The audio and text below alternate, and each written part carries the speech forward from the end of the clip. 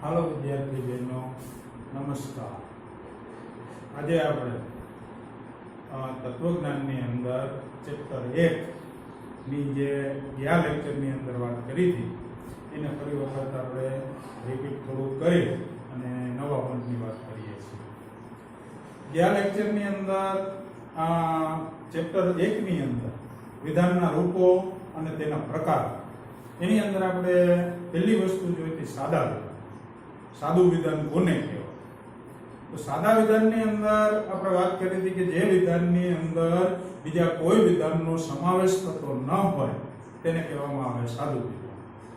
દાખલા તરીકે સાદા વિધાનનું ઉદાહરણ તો કે હિમાલય પર્વત છે, તો એ સાદું વિધાન છે. પછી બીજા નંબરની અંદર વાત કરી હતી આપણે સંયુક્ત વિધાન. તો સંયુક્ત વિધાન કોને કહેવાય?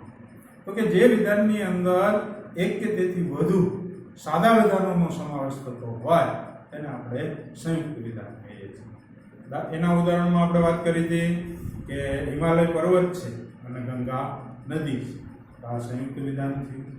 ત્રીજા પોઈન્ટ ઉપર આપણે વાત કરી હતી તાર્કિક કારક. તાર્કિક કારકનું આખું નામ છે તાર્કિક સંયોગી કે કારકો તરીકે. તો તાર્કિક કારકની વાત કરી. તાર્કિક કારક એટલે શું? તો કે જે શબ્દ કે શબ્દ સમૂહનો ઉપયોગને લઈ અને સાદા વિધાનમાંથી સંયુક્ત વિધાનની રચના થાય તે શબ્દ કે શબ્દ સમૂહને તાર્કિક કારક કહે છે. હવે તાર્કિક કારકો જે ની અંદર આવતા જે શબ્દ કે જે શબ્દ જૂથ વપરાય છે એની આપણે ગયા લેક્ચરની અંદર વાત કરી હતી. પહેલું તો નહીં નથી, બીજું તો કે અને, ત્રીજું તો કે કાંતો અથવા, ચોથું તો કે જોતો, પાંચમું તો કે જોતો અને તો છે. બરાબર, આટલી વાત કરી હતી. આ શબ્દ કે આ શબ્દ જૂથનું કાર્ય શું? તો કે બે સાદા વિધાનોને જોડવાનું કાર્ય કરે છે. બરાબર, તો તાર્કિક કારક શું કરે? તો કે તાર્કિક કારકનો કાર્ય શું? તો કે બે સાદા વિધાનોને જોડે છે. બીજા નંબરની અંદર આપણે વાત કરી હતી કે એક નવા જ વિધાનની રચના કરે છે, જે સાદા વિધાનને જોડી અને એક નવું વિધાન બનાવે છે. ત્રીજા નંબરની અંદર આપણે વાત કરી હતી કે જે નવું વિધાન છે એની સત્યતા છે એની અંદર સમાવેશ પામતા ઘટકરૂપ વિધાનોના સત્યતા મૂલ્યને આધારે નક્કી થાય છે. આ વાત કરી હતી. આનાથી આગળ આપણે વાત કરી હતી વિધાનપરક અચલ અને વિધાનપરક પરિવર્તી. વિધાનપરક અચલ અને વિધાનપરક પરિવર્તી શું એની ગયા લેક્ચરમાં આપણે ખૂબ વાત કરી. એની આગળ 11મા ધોરણમાં ખૂબ સારી રીતે ભણ્યા છીએ. તો વિધાનપરક અચલ અને વિધાનપરક પરિવર્તી આ બે પ્રાતિક ભાષા લખવામાં ઉપયોગમાં લેવાતા આ બે વસ્તુ છે એને વિધાનપરક અચલ અને વિધાનપરક પરિવર્તી તરીકે ઓળખવામાં આવે છે, જેના દ્વારા પ્રાતિક ભાષા લખી શકાય. હવે વિધાનપરક અચલ એની વ્યાખ્યા છે એની આપણે વાત કરી હતી કે વિધાનપરક અચલ એટલે અમુક નિશ્ચિત વિધાન માટે વાપરવામાં આવતો પ્રતીકરૂપ અક્ષર એને કહેવામાં આવે વિધાનપરક અચલ. વિધાનપરક અચલમાં A થી Z સુધીના કોઈ પણ કેપિટલ અક્ષરનો ઉપયોગ કરી શકાય છે. બરાબર, કેપિટલ અક્ષર એ વિધાનપરક અચલ તરીકે વાપરી શકાય A થી Z સુધીના. હવે બીજા નંબરની અંદર આપણે વાત કરી હતી વિધાનપરક પરિવર્તી. તો વિધાનપરક પરિવર્તી એટલે શું? એની વ્યાખ્યાની વાત કરી હતી કે જેને સ્થાને વિધાન મૂકી શકાય તેવો પ્રતીકરૂપ અક્ષર એટલે વિધાનપરક પરિવર્તી. હવે A થી Z સુધીના સ્મોલ અક્ષરો છે એ વિધાનપરક પરિવર્તી તરીકે વપરાય છે. પરંતુ ખાસ P, Q, R, S જે ગયા લેક્ચરમાં આપણે વાત કરી છે એવા અક્ષરો છે એને વિધાનપરક પરિવર્તી તરીકે વાપરવામાં આવે છે. હવે એનાથી આગળ આપણે વાત કરી હતી કે વિધાનના પ્રાતિક રજૂઆત માટે વિધાનપરક અચલનો ઉપયોગ થાય. બરાબર, આ વસ્તુ ખાસ નોંધપાત્ર છે કે વિધાનની પ્રાતિક રજૂઆત માટે હંમેશા વિધાનપરક અચલનો ઉપયોગ થાય છે અને વિધાનના રૂપની રજૂઆત માટે હંમેશા વિધાનપરક પરિવર્તીનો ઉપયોગ થાય છે. બરાબર, આ વસ્તુ ખાસ યાદ રાખવાની. વિધાનની પ્રાતિક રજૂઆત માટે વિધાનપરક અચલનો ઉપયોગ થાય અને વિધાનના રૂપની રજૂઆત માટે હંમેશા વિધાનપરક પરિવર્તીનો ઉપયોગ થાય. આ આટલું કર્યા પછી આપણે ગયા લેક્ચરની અંદર તમને એક હોમવર્કમાં મનોયત્ન 1.1 એ આપ્યું હતું અને લગભગ એ લેક્ચરની અંદર આપણે મનોયત્નને સોલ્વ પણ કર્યું હતું. બરાબર, એ તમારું હોમવર્ક હતું. હું માનું છું ત્યાં સુધી તમે બધાએ કરેલું હશે.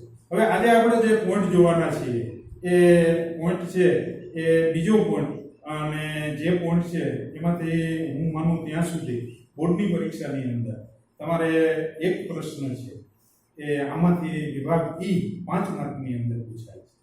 હવે એવા કયા પ્રશ્ન?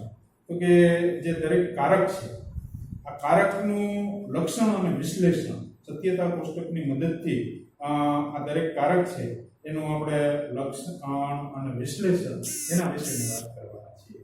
તો હવે એની અંદર આપણે પહેલી વાત કરીએ તો દાખલા તરીકે પ્રશ્ન રૂપે કેમ પૂછાય છે, કેવી રીતે પૂછાય છે. તમારા સ્વાધ્યાયની અંદર પણ પ્રશ્ન રૂપે છે. દાખલા તરીકે પહેલી જેની વાત કરો 5 કારક છે, નિષેધ, સમુચય, વિકલ્પન, શક્તિ અને દ્વિશક્તિ. આ 5 કારક વિશેના એક જ સરખા પ્રકારના પ્રશ્નો બરાબર એ બોર્ડની અંદર પૂછાય છે, જેની અંદર વિભાગ ઈ અને 5 ગુણનો એક પ્રશ્ન હોય એ વિભાગની અંદર પૂછાય છે. હવે દાખલા તરીકે નિષેધ વિશેનો પ્રશ્ન કઈ રીતે પૂછાય તો નિષેધનું તાર્કિક સ્વરૂપ સમજાવી અને નિષેધનું લક્ષણ આપો. બરાબર. હવે કોઈ પણ વસ્તુ કારકનું તાર્કિક સ્વરૂપ સમજાવવું હોય તો પેલું એનું સત્યતા કોષ્ટક જરૂરી છે. હવે કોઈ પણ પ્રશ્નની શરૂઆત આપણે કરીએ છીએ તો થોડીક એની પ્રસ્તાવના બાંધીને કરીએ તો આપણે સારી રીતે લખીએ છીએ એવું આપણે સાબિત કરી શકીએ. એટલા માટે પહેલી ટૂંકી એની પ્રસ્તાવના બાંધવી. દાખલા તરીકે નિષેધનું તાર્કિક સ્વરૂપ અને એના વિશ્લેષણની વાત કરીએ. પ્રશ્ન નંબર 1 છે જે વિભાગી 5 માર્કની અંદર તમારે પૂછાય એવા પ્રકારનો પ્રશ્ન છે. બરાબર. તો હવે તાર્કિક સ્વરૂપની વાત કરીએ તો પહેલું તાર્કિક સ્વરૂપમાં દાખલા તરીકે એની પ્રસ્તાવના આ પ્રશ્નની અંદર. તો પહેલી પ્રસ્તાવના શું? તો આપણે તાર્કિક કારક વિશે વાત કરવાના છીએ. તો તાર્કિક કારકની જે વ્યાખ્યા છે એની વાત કરવાની. તો પહેલું પ્રસ્તાવનામાં તમારે લખવાનું જે શબ્દ કે શબ્દ સમૂહના ઉપયોગને લઈ અને સાદા વિધાનમાંથી સંયુક્ત વિધાનની રચના થાય તે શબ્દ કે શબ્દ સમૂહને તાર્કિક કારક કહે છે. બરાબર. પછી તમારે લખવાનું કે વિધાનપરક તર્કશાસ્ત્રની અંદર મૂળભૂત 5 તાર્કિક કારકોનો સમાવેશ થાય છે, જેમાં નિષેધ, સમુચય, વિકલ્પન, શરતી અને દ્વિશક્તિ. તેમાંથી સમુચયનું લક્ષણ અને વિશ્લેષણ નીચે મુજબ છે. બરાબર. આટલું કર્યા પછી તમારે નિષેધનું લક્ષણ અને વિશ્લેષણ નીચે મુજબ છે એમ લખવાનું. બરાબર. આટલું કર્યા પછી આપણે તમારે નિષેધનું સત્યતા કોષ્ટક બનાવવાનું થાય. એટલે પહેલો પોઈન્ટ તમારે બાંધવાનો સત્યતા કોષ્ટક. બરાબર. આવો પોઈન્ટ બાંધી અને નિષેધનું સત્યતા કોષ્ટક તમારે બનાવવાનું. હવે સત્યતા કોષ્ટકમાં નિષેધની અંદર આપણે આગળ 11મા ધોરણની અંદર વાત કરી ચૂક્યા છીએ અને એ બધા બહેનોને આવડે છે. એટલે એની સ્પર્ધા આપણે અત્યારે કરતા નથી કે સત્યતા કોષ્ટક કેમ બનાવવા, એના સત્યતા મૂલ્યના નિયમો શું છે એ આપણે 11મા ધોરણના ચોથા ચેપ્ટરની અંદર લગભગ બધા બહેનોને આવડી ગયા છે અને આપણે ચેક કરેલા છે. એટલે એની ચર્ચા આપણે કરતા નથી. પેલું નિષેધનું સત્યતા કોષ્ટક કેમ બનાવવું તો પેલો સ્તંભ છે એ નિષેધની અંદર પી અને બીજો સ્તંભ છે એ નિષેધ પી. બરાબર. આ બે સ્તંભ જે ઉપરથી નીચે આવે એને શું કહેવાય? સ્તંભ. બરાબર. તો આ બે સ્તંભ, એક પી અને બીજો નિષેધ પી, આ બે સ્તંભ થયા. હવે એક જ સાદું વિધાન છે. હવે આપણે 11મા ધોરણમાં ચોથા ચેપ્ટરની અંદર આ વાત કરેલી છે કે સત્યતા કોષ્ટક કેમ બનાવવું, સત્યતા કોષ્ટકની અંદર હરોળોની સંખ્યા કેમ નક્કી કરવી, સ્તંભની સંખ્યા કેમ નક્કી કરવી, કેટલા સ્તંભ આવે એ કેમ નક્કી કરવું, તો એ શીખેલા છે. તો હવે દાખલા તરીકે આની અંદર એક જ સાદું વિધાન છે પી, એટલા માટે આની અંદર 2 હરોળ આવશે. બરાબર. 2 હરોળ. તો આ જે ડાબીથી જમણી બાજુ જાય એને હરોળ તરીકે ઓળખાવી શકાય. તો હવે આ હરોળ નંબર 1 અને આ હરોળ નંબર 2.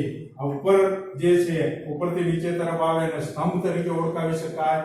સ્તંભ નંબર 1 અને સ્તંભ નંબર 2. બરાબર. આટલું થયું. હવે દાખલા તરીકે નિષેધના સત્યતા મૂલ્યના નિયમોને અનુસરી અને આપણે વાત કરી હતી કે જો પી સત્ય હોય તો નિષેધ પી અસત્ય હોય, અને જો પી અસત્ય હોય તો નિષેધ પી સત્ય હોય. હવે સત્ય વિધાન માટે ટી અને અસત્ય વિધાન માટે એફ. બરાબર. આ પ્રતીકોનો ઉપયોગ કરીએ છીએ. તો આ પહેલી શક્યતા મુજબ આ પી સત્ય તો નિષેધ પી અસત્ય, આ P અસત્ય તો નિષેધ P સત્ય, બરાબર. આ નિષેધનું સત્યતા કોષ્ટક થયું. હવે આ સત્યતા કોષ્ટક ઉપરથી તમારે નિષેધનું વિશ્લેષણ લખવાનું થાય, બરાબર. તો વિશ્લેષણની અંદર લખતા પહેલા તમારે લખવાનું કે નિષેધના લક્ષણની રજૂઆત કરતા આની નીચે પેરેગ્રાફ પાડી આ સત્યતા કોષ્ટકની નીચે અને તમારે લખવાનું કે નિષેધના લક્ષણની રજૂઆત કરતા ઉપરના સત્યતા કોષ્ટકનું નિરીક્ષણ કરતા નિષેધના તાર્કિક સ્વરૂપ અંગે નીચેના મુદ્દાઓ સ્પષ્ટ થાય છે, બરાબર. કે નિષેધનું જેને આપણે વિશ્લેષણ કહીએ છીએ તો નિષેધનું આ તાર્કિક સ્વરૂપ એના અંગે નીચેના મુદ્દાઓ સ્પષ્ટ થાય છે. પછી તમારે પેરેગ્રાફ પાડી અને નિષેધનું પહેલું વિશ્લેષણ છે કે જે એનું તાર્કિક સ્વરૂપ છે એ કયું, તો તમારે લખવાનું કે નિષેધ એ એકમુખી કારક છે. આપણે આગળ વાત કરી 11મા ધોરણની અંદર ચોથા ચેપ્ટરમાં કે જે 5 તાર્કિક કારકો છે એમાંનું પહેલું નિષેધ એ એકમાત્ર એકમુખી કારક છે. બાકી બધા કારકો છે સમુચય, વિકલ્પન, શરતી અને દ્વિશરતી, આ બધા દ્વિમુખી કારકો છે. એની આપણે વાત કરી છે, બરાબર.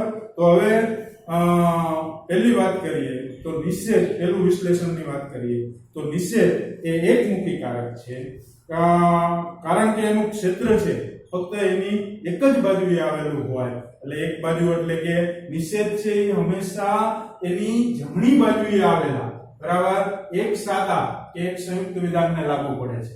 નિષેધ એની જમણી બાજુએ આવેલું જે વિધાન હોય એને જ લાગુ પડે. પણ જો દાખલા તરીકે આપણે આમ લખીએ આ P નિષેધ, તો આ આપણે ખોટું લખ્યું, પણ આમ લખીએ નિષેધ P તો આ P છે એને આ નિષેધ લાગુ પડી શકે છે, બરાબર. તો એ વસ્તુ ખાસ યાદ રાખવાની. નિષેધ એ એકમુખી કારક છે એટલે કે એનું ક્ષેત્ર એની એક જ બાજુએ આવેલું હોય છે અથવા તો વિસ્તરેલું હોય છે. એટલે નિષેધ એની જમણી બાજુએ આવેલા એક જ વિધાનને લાગુ પડે છે અને નિષેધ એની જમણી બાજુએ આવેલા એક વિધાનને લાગુ પડે છે અને નિષેધ P એ રૂપના એક સંયુક્ત વિધાનની રચના કરે છે, બરાબર. વિશ્લેષણ નંબર 1 શું, તો ખાસ યાદ રાખવું ઘટે કે નિષેધ એ એકમુખી કારક છે એટલે કે એનું ક્ષેત્ર એની એક જ બાજુએ આવેલું હોય છે. એટલે કે નિષેધ એની જમણી બાજુએ આવેલા એક જ વિધાનને લાગુ પડે છે અને નિષેધ P એ રૂપના એક સંયુક્ત વિધાનની રચના કરે છે. નિષેધ P એ રૂપના સંયુક્ત વિધાનમાં P એ નિષેધની જમણી બાજુના ક્ષેત્રમાં આવતા વિધાનનું સ્થાન સૂચવતું હોય છે, બરાબર. આ પહેલું વિશ્લેષણ. વિશ્લેષણ નંબર 1 ખાસ યાદ રાખવું ઘટે કે નિષેધ એ એકમુખી કારક છે એટલે કે એનું ક્ષેત્ર એની એક જ બાજુએ વિસ્તરેલું હોય છે. એટલે કે નિષેધ એની જમણી બાજુએ આવેલા એક જ વિધાનને લાગુ પડે છે અને નિષેધ P એ રૂપના એક સંયુક્ત વિધાનની રચના કરે છે. નિષેધ P એ રૂપના સંયુક્ત વિધાનમાં P એ નિષેધની જમણી બાજુના ક્ષેત્રમાં આવતા વિધાનનું સ્થાન સૂચવે છે. કારણ કે આ P છે એને આપણે આ નિષેધની આગળ ના લખી શકીએ પણ નિષેધની પછી લખી શકીએ છીએ. એટલે નિષેધની જમણી બાજુએ આવેલું હોય લાટીનું દાખલા તરીકે આપણે વાત કરી કે નિષેધ P એ રૂપના સંયુક્ત વિધાનમાં P એ નિષેધની જમણી બાજુના ક્ષેત્રમાં આવતા વિધાનનું સ્થાન સૂચવે છે, બરાબર. આ વિશ્લેષણ નંબર 1 થયું. હવે આવ્યું વિશ્લેષણ નંબર 2. તો નિષેધ એ સત્યતા ફલનલક્ષી કારક છે. હવે જે આ વિશ્લેષણની વાત કરીએ એ આપણે આગળ તાર્કિક કારકની અંદર વાત કરી ચૂક્યા છીએ કે 5 પ્રકારના જે તાર્કિક કારકો છે નિષેધ, સમુચય, વિકલ્પન, શરતી અને દ્વિશરતી, આ તમામ કારકો સત્યતા ફલનલક્ષી કારકો છે, બરાબર. તો હવે આ સત્યતા ફલનલક્ષી કારકો છે તો એની જે સત્યતા છે એ એના ઘટકરૂપ વિધાનોના સત્યતા મૂલ્યને આધારે નક્કી થાય. હવે આ વિશ્લેષણમાં આવે છે આ પોઈન્ટ, એટલે નિષેધથી માંડી અને દ્વિશરતી સુધી બધાની અંદર આ પોઈન્ટ બીજા નંબરનો પોઈન્ટ વિશ્લેષણનો એક સરખો આવશે, બરાબર. તો હવે બીજા નંબરનું વિશ્લેષણ નિષેધની વાત કરીએ તો નિષેધ એ સત્યતા ફલનલક્ષી કારક છે એટલે કે એક એવા સત્યતા ફલનલક્ષી સંયુક્ત વિધાનની રચના કરે છે જેની સત્યતા એના ઘટકરૂપ વિધાનોના સત્યતા મૂલ્યને આધારે નક્કી થાય છે, બરાબર. વિશ્લેષણ નંબર 2 ખાસ યાદ રાખવું ઘટે નિષેધ એ એ સત્યતા વલણલક્ષી કારક છે, એટલે કે એક એવા સત્યતા વલણલક્ષી સંયુક્ત વિધાનની રચના કરે છે જેની સત્યતા એના ઘટકરૂપ વિધાનોના સત્યતા મૂલ્યને આધારે નક્કી થાય છે. બરાબર. હવે પહેલા વિશ્લેષણની આપણે વાત કરી તો કે નિષેધ એકમુખી કારક છે, એનું ક્ષેત્ર એની એક જ બાજુએ વિસ્તરેલું હોય અથવા તો આવેલું હોય છે, એટલે કે નિષેધ એની જમણી બાજુએ આવેલા એક વિધાનને લાગુ પડે છે, અને નિષેધ P એ રૂપના એક સંયુક્ત વિધાનની રચના કરે છે. નિષેધ P એ રૂપના સંયુક્ત વિધાનમાં P એ નિષેધની જમણી બાજુના ક્ષેત્રમાં આવતા વિધાનનું સ્થાન સૂચવે છે. આટલી વાત કરી. પછી વિશ્લેષણ નંબર 2 ની અંદર વાત કરી કે નિષેધ એ સત્યતા ફલનલક્ષી કારક છે, એટલે કે એક એવા સત્યતા ફલનલક્ષી સંયુક્ત વિધાનની રચના કરે છે જેની સત્યતા એના ઘટકરૂપ વિધાનોના સત્યતા મૂલ્યને આધારે નક્કી થાય છે. બરાબર. હવે વિશ્લેષણ નંબર 3 ની વાત કરીએ તો દાખલા તરીકે વિશ્લેષણ નંબર 3, હવે નિષેધ P એ રૂપમાં રજૂ થયેલું વિધાન એવું સત્યતા ફલનલક્ષી સંયુક્ત વિધાન હોય છે કે નિષેધ P રૂપમાં રજૂ થયેલું વિધાન અસત્ય હોય તો P ના સ્થાને આવતું વિધાન છે એ સત્ય હોય, અને જો નિષેધ P ના રૂપમાં રજૂ થયેલું વિધાન છે એ સત્ય હોય તો P ના સ્થાને આવતું વિધાન છે એ અસત્ય હોય છે. હવે દાખલા તરીકે વિશ્લેષણ નંબર 3 એ નિષેધના સત્યતા મૂલ્યના નિયમો છે. બરાબર. તો હવે પહેલું કે નિષેધ P એ રૂપમાં રજૂ થયેલું એવું સત્યતા ફલનલક્ષી સંયુક્ત વિધાન છે કે જેમાં P ના સ્થાને આવતું વિધાન છે એ સત્ય હોય તો નિષેધ P ના સ્થાને આવતું વિધાન અસત્ય હોય, અને જો P ના સ્થાને આવતું વિધાન અસત્ય હોય તો નિષેધ P ના સ્થાને આવતું વિધાન છે એ સત્ય હોય. બરાબર. પછી છેલ્લો પોઈન્ટ, આ 3 પોઈન્ટ થયા વિશ્લેષણના. છેલ્લો પોઈન્ટ નિષેધના લક્ષણની વાત કરીએ તો કે જે સંયુક્ત વિધાન નિષેધ P એ રૂપમાં રજૂ થયેલું હોય અને P ના સ્થાને આવતું વિધાન એ સત્ય હોય તો નિષેધ છે, નિષેધ P એટલે કે નિષેધ અસત્ય હોય છે, અને P ના સ્થાને આવતું વિધાન અસત્ય હોય તો તે સત્ય હોય, તો તે એટલે કે નિષેધ P સત્ય હોય છે. આવા આ સંયુક્ત વિધાનને નિષેધવાચક વિધાન તરીકે ઓળખવામાં આવે છે. બરાબર. તો એટલી વસ્તુ છે એ તમારે 5 માર્કના પ્રશ્નની અંદર લખવાની થાય. બરાબર. નિષેધનું લક્ષણ અને વિશ્લેષણ, આ પોઈન્ટની અંદર આપણે આ વાત કરી. બરાબર. હવે બીજો એવો જ પોઈન્ટ તો કે કયો બીજો પ્રશ્ન કે જે નિષેધ પછીની વાત કરવાની થાય તો કે સમુચય. તો સમુચયનું તાર્કિક સ્વરૂપ સત્યતા કોષ્ટકની મદદથી સ્પષ્ટ કરો અને સમુચયનું લક્ષણ આપો. આ પ્રશ્ન છે. બરાબર. સમુચયનું તાર્કિક સ્વરૂપ સત્યતા કોષ્ટકની મદદથી સ્પષ્ટ કરો અને એનું લક્ષણ આપો. બરાબર. તો હવે એના લક્ષણની અંદર વાત કરીએ એ પહેલા આ સમુચયની અંદર પણ આપણે જે રીતે નિષેધમાં પ્રસ્તાવનાની વાત કરી હતી કે 5 પ્રશ્નમાંથી કોઈ પણ પ્રશ્ન પૂછાય એ બધાની અંદર પ્રસ્તાવના લખવી જરૂરી છે. બરાબર. તો પ્રસ્તાવના બધાની અંદર એકસરખી, કારણ કે આપણે જેની વાત કરીએ છીએ એ બધા તાર્કિક કારકો છે. બરાબર. તો પહેલી પ્રસ્તાવનાની વાત કરીએ તો સમુચયમાં, તો પ્રશ્ન નંબર 2 માં તો સમુચયમાં પ્રસ્તાવના શું, તો કે જે શબ્દ કે શબ્દ સમૂહના ઉપયોગને લઈ અને સાદા વિધાનમાંથી સંયુક્ત વિધાનની રચના થાય તે શબ્દ કે શબ્દ સમૂહને તાર્કિક કારક કહે છે. હવે વિધાનપરક તર્કશાસ્ત્રની અંદર 5 તાર્કિક કારકોનો સમાવેશ થાય છે, જેમાંથી સમુચયનું લક્ષણ અને વિશ્લેષણ નીચે મુજબ છે. આટલું લખવાનું થાય. પછી તમારે સીધું એક પોઈન્ટ બાંધવાનો થાય જે સત્યતા કોષ્ટક. હવે સત્યતા કોષ્ટક જે પ્રશ્નનું લખીએ છીએ એ પ્રશ્નનું આપણે સત્યતા કોષ્ટક બનાવીએ તો દાખલા તરીકે અહીંયા આપણે બનાવવાનું થાય સમુચયનું સત્યતા કોષ્ટક.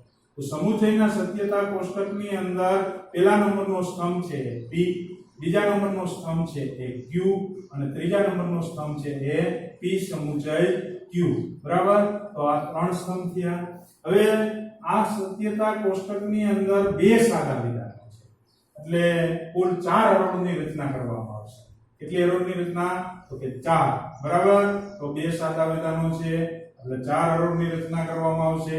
એક સાદા વિધાન બરાબર 2 હરોળ, જે આપણે આગળના 11મા ધોરણના ચોથા ચેપ્ટરની અંદર સત્યતા કોષ્ટક કેમ બનાવવું એની વાત કરેલી છે અને મને વિશ્વાસ છે કે લગભગ બહેનોને આ વસ્તુ આવડે છે એટલે એની ઉપર આપણે લાંબી વાત કરતા નથી. હવે આનું સત્યતા કોષ્ટક બનાવતી વખતે દાખલા તરીકે આ હરોળની સંખ્યા છે તો આ કુલ 4 હરોળ છે. હવે આ 4 હરોળ અને કુલ 3 સ્તંભની રચના છે. હવે સત્યતા કોષ્ટકમાં દાખલા તરીકે સમુચયનો વિશે જે આપણે 11મા ધોરણમાં ભણ્યા ત્યારે વાત કરી હતી કે સમુચયના સત્યતા મૂલ્યના નિયમો શું, કે સમુચયમાં સમાવેશ પામતા બંને સમુચિતો સત્ય હોય તો જ સમગ્ર સામુચિક વિધાન સત્ય હોય છે, બાકીના સંજોગોમાં તે અસત્ય હોય છે. આ વાત કરેલી. હવે આની અંદર તો દાખલા તરીકે આ 4 શક્યતા મુજબ સમુચયમાં આ બે p સત્ય હોય અને બાકી અસત્ય હોય. બરાબર. તો સમુચયના સત્યતા કોષ્ટકની વાતમાં આપણે વાત કરી કે ભાઈ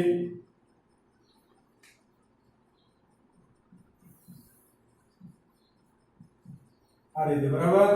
હવે સમુચયની અંદર જો એની અંદર સમાવેશ પામતા બંને સમુચિતો એટલે કે આ બંને સાદા લોકો એ સત્ય હોય તો જ સમગ્ર સામુચિક વિધાન એટલે કે p સમુચય q એ સત્ય હોય, બાકીના સંજોગોમાં તે અસત્ય હોય છે. તો હવે દાખલા તરીકે આ બંને સત્ય છે માટે આ p સમુચય q સત્ય થશે, બાકીના આ સત્યના અસત્ય છે તો માટે અસત્ય થશે, આ અસત્ય થશે. બરાબર. તો આ એનું સત્યતા કોષ્ટક થયું પહેલું વાત. હવે સત્યતા કોષ્ટક થયું પછી બીજા નંબરની આપણે વાત કરવાની છે કે સમુચયના લક્ષણની. અહીંયા આની નીચે પેરેગ્રાફ પાડી સત્યતા કોષ્ટકની નીચે પેરેગ્રાફ પાડી અને તમારે લખવાનું કે સમુચયના લક્ષણની રજૂઆત કરતા ઉપરના સત્યતા કોષ્ટકનું નિરીક્ષણ કરતા સમુચયના તાર્કિક સ્વરૂપ અંગે નીચેના મુદ્દાઓ સ્પષ્ટ થાય. બરાબર. પછી આવ્યું સીધું વિશ્લેષણ નંબર 1. હવે વિશ્લેષણ નંબર 1 શું? તો દાખલા તરીકે નિષેધ એ એકમાત્ર એકમુખી કારક હતો. સમુચય, વિકલ્પન, શરતી અને દ્વિશરતી આ 4 કારકો છે, દ્વિમુખી કારકો છે.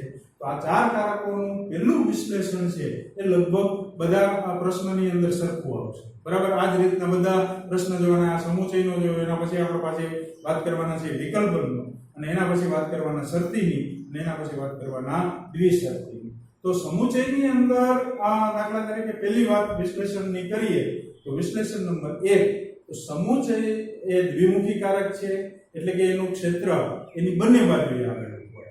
એટલે કે સમુચયની ડાબી બાજુએ તેમજ જમણી બાજુએ એક એક વિધાનો આવેલા હોય છે. આ બંને વિધાનોને જોડી અને p સમુચય q એ રૂપના એક સંયુક્ત વિધાનની રચના કરે છે. p સમુચય q એ રૂપના સંયુક્ત વિધાનમાં p એ સમુચયની ડાબી બાજુના ક્ષેત્રમાં આવતા વિધાનનું સ્થાન સૂચવે છે અને q એ સમુચયની જમણી બાજુના ક્ષેત્રમાં આવતા વિધાનનું સ્થાન સૂચવે છે. બરાબર.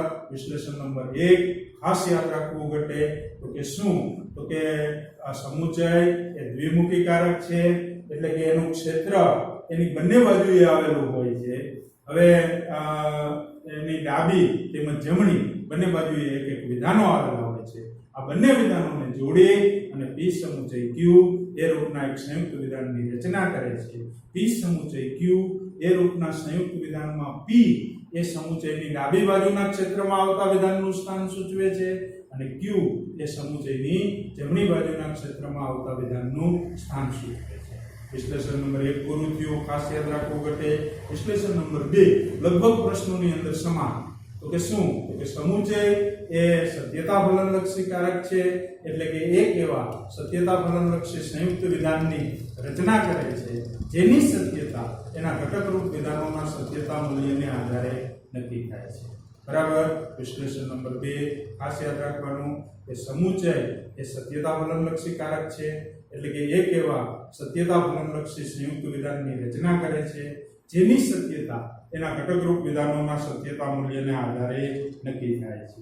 વિશ્લેષણ નંબર 3 આવ્યું. તો દરેકની અંદર વિશ્લેષણ નંબર 3 અને એનું લક્ષણ છે એ એના સત્યતા મૂલ્યના નિયમો છે એ છે તો વિશ્લેષણ નંબર 3 ની વાત કરીએ તો P સમુચય Q એ રૂપનું વિધાન એવું સત્યતા ફલનલક્ષી સંયુક્ત વિધાન છે કે જો જેમાં P ના સ્થાને આવતું વિધાન સત્ય હોય અને Q ના સ્થાને આવતું વિધાન સત્ય હોય તો ને તો જ સત્ય હોય છે, બાકીના સંજોગોમાં તે અસત્ય હોય છે અથવા તો નહીં તો તે અસત્ય હોય છે।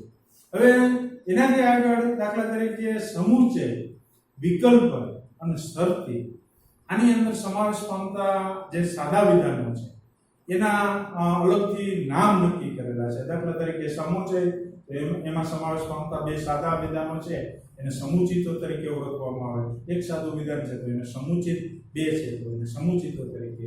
વિકલ્પ તો એમાં એક સાદું વિધાન છે તો એને વિકલ્પ તરીકે અને બે સાદા વિધાનો છે તો એને વિકલ્પ તરીકે। અને શરતીમાં પ્રથમ વિધાન છે એને પૂર્વાંક અને બીજું વિધાન છે એને ઉત્તરાંક તરીકે ઓળખવામાં આવે છે। તે આપણે 11મા ધોરણની અંદર ભણ્યા છે।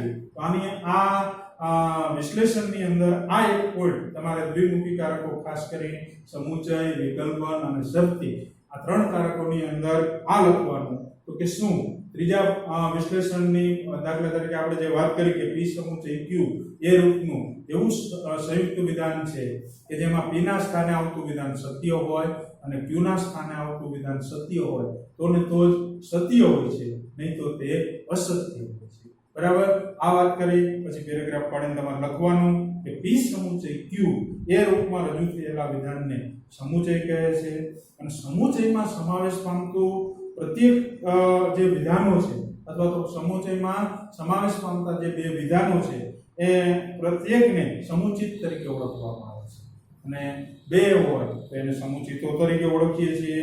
હવે સમુચયના એ સત્યતા ફલનલક્ષી કારક છે, એના સત્યતા મૂલ્યના નિયમો સ્પષ્ટ બને એ રીતે એનું લક્ષણ આપવું હોય તો સમુચયનું લક્ષણ એમ પોઈન્ટ બાંધી અને તમારે સમુચયના લક્ષણમાં લખવાનું કે જે સંયુક્ત વિધાન P સમુચય Q એ રૂપમાં રજૂ થયેલું હોય અને P ના સ્થાને આવતું વિધાન એ સત્ય હોય અને Q ના સ્થાને આવતું વિધાન એ સત્ય હોય તો અને તો જ સત્ય હોય છે, નહીં તો તે અસત્ય હોય છે એમ જણાવતા વિધાનને સમુચય સામુચિક વિધાન તરીકે ઓળખવામાં આવે છે। હવે દાખલા તરીકે આપણે વાત કરી પેલી તો કે સમુચયની વાત કરી તો સમુચયની અંદર વિશ્લેષણની વાત કરી, પેલું તો એનું લક્ષણની વાત કરી, પ્રસ્તાવનાની વાત કરી, પ્રસ્તાવના પછી સત્યતા કોષ્ટકની વાત કરી। આ સત્યતા કોષ્ટક અને સત્યતા કોષ્ટકની નીચે તમારે પેરેગ્રાફ પાડી અને લખવાનું થાય એની વાત કરી કે સમુચયના લક્ષણની રજૂઆત કરતા ઉપરના સત્યતા કોષ્ટકનું નિરીક્ષણ કરતા સમુચયના તાર્કિક સ્વરૂપ અંગે નીચેના મુદ્દાઓ સ્પષ્ટ થાય એની વાત કરી। બરાબર, પછી સીધું વિશ્લેષણની વાત કરી તો સમુચય એ દ્વિમુખી કારક છે, પેલું વિશ્લેષણ। બરાબર, સમુચય એ દ્વિમુખી કારક છે એટલે કે એનું ક્ષેત્ર એની બંને બાજુએ આવેલું હોય એટલે કે સમુચયની ડાબી તેમજ જમણી બંને બાજુએ એક એક વિધાનો આવેલા હોય છે। આ બંને વિધાનોને જોડી અને P સમુચય Q એ રૂપના એક સંયુક્ત વિધાનની રચના કરે છે। P સમુચય Q એ રૂપના સંયુક્ત વિધાનમાં P એ સમુચયની ડાબી બાજુના ક્ષેત્રમાં આવતા વિધાનનું સ્થાન સૂચવે છે અને Q એ સમુચયની જમણી બાજુના ક્ષેત્રમાં આવતા વિધાનનું સ્થાન સૂચવે છે। આટલી વસ્તુ વિશ્લેષણ નંબર 1 એની અંદર તમારે લખવાની થાય। વિશ્લેષણ નંબર 2 ની વાત કરીએ તો આપણે ભણ્યા તો કે સમુચય એ સત્યતા ફલનલક્ષી કારક છે એટલે કે એક એવા સત્યતા ફલનલક્ષી સંયુક્ત વિધાનની રચના કરે છે જેની સત્યતા એના ઘટકરૂપ વિધાનોના સત્યતા મૂલ્યને આધારે નક્કી થાય છે। બરાબર, વિશ્લેષણ નંબર 3 ની વાત કરી તો દરેકની અંદર મેં તમને આગળ વાત કરી એની જેમ એના સત્યતા મૂલ્યના નિયમો છે। દાખલા તરીકે સમુચયની વાત કરીએ તો P સમુચય Q એ રૂપનું વિધાન એવું સત્યતા ફલનલક્ષી સંયુક્ત વિધાન છે કે જેમાં P ના સ્થાને આવતું વિધાન સત્ય હોય અને Q ના સ્થાને આવતું વિધાન સત્ય હોય તો ને તો જ સત્ય હોય છે, નહીં તો તે અસત્ય હોય છે। એના પછીની મેં જે તમને વાત કરી કે પેરેગ્રાફ પાડીને તમારે લખવાનું કે P સમુચય Q એ રૂપમાં રજૂ થયેલા સંયુક્ત વિધાનને સમુચય તરીકે ઓળખવામાં આવે છે અથવા તો સમુચય કહે છે। સમુચયમાં સમાવેશ પામતા આ પ્રત્યેક સાદા બે વિધાનોમાંથી પ્રત્યેક વિધાનને સમુચિત તરીકે ઓળખવામાં આવે છે અને આ સમુચય છે એ સત્યતા ફલનલક્ષી સંયુક્ત વિધાન છે. એ સત્યતા મૂલ્યના નિયમો છે એ સ્પષ્ટ બને એ રીતે એનું લક્ષણ આપવું હોય તો નીચે મુજબ આપી શકાય. પછી તમારે સમુચયનું લક્ષણ એમ પોઈન્ટ કરી અને લખવાનું તો કે જે સંયુક્ત વિધાનમાં p ના સ્થાને આવતું વિધાન સત્ય હોય અને q ના સ્થાને આવતું વિધાન પણ સત્ય હોય તો ને તો જ સત્ય હોય છે, નહીં તો તે અસત્ય હોય છે. એમ જણાવતા વિધાનને સમુચય કે સામુચિક વિધાન તરીકે ઓળખવામાં આવે છે. બરાબર, આટલી વસ્તુ થાય. હવે આજે તમારે ખાસ આ બે પ્રશ્ન, બરાબર, પહેલો નિષેધ અને બીજો સમુચય, આ બે પ્રશ્ન છે એ નોટમાં તમારે ઉતારવાના છે બાકી નોટમાં. અને વિભાગ ઈ 5 ગુણની અંદર આ 5 પ્રશ્નમાંથી એક પ્રશ્ન લગભગ પૂછાવાની શક્યતાવાળા ખરા. એટલા માટે આ પ્રશ્ન છે કે બધા બહેનોએ ખૂબ મહેનત કરી અને આપણે આગળ વાત કરી છે, આમ તો 11મા ધોરણમાં ભણી ગયા છીએ, એ જ પ્રશ્ન છે અને થોડુંક એનું વિશ્લેષણ છે એ નવું છે આપણા માટે. બરાબર, તો એટલા પ્રશ્ન છે આને તમારે બેને પાકા કરવાના છે. હવે એ સિવાય તમારે આના પછીના 3 પ્રશ્ન છે. એક તો વિકલ્પન, બીજો શરતી અને ત્રીજો દ્વિશરતી. હવે આ 3 પ્રશ્નોની અંદર પેલું છે તમારે મનોયત્ન 1.2.